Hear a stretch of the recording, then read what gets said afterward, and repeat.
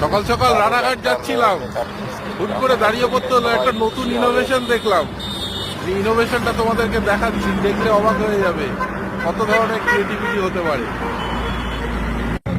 দাদা এটা কি কাঠের? এটা কি কাঠের? মেহগনি কাঠ।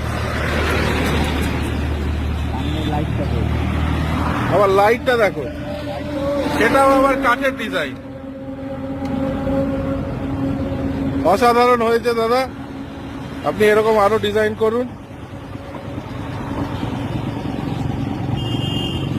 এই দেখো বক্স টক্স সব বানিয়েছে উনি, এটা 8-10 দিনে বানিয়ে দিয়েছে। এটাও কাঠের, এইটাও। এগুলো কাঠে তৈরি করা যেতে পারে। আচ্ছা, খুব ভালো হয়েছে দাদা। আপনি একটু দাঁড়ান, আপনার সামনে দাঁড়ান। সিটটা পর্যন্ত কাঠের দেখো। দাদা এটা কি আপনি নিজেই বানিয়েছেন? আপনার নাম কি? কোথায় থাকেন? চাকদা পেলে।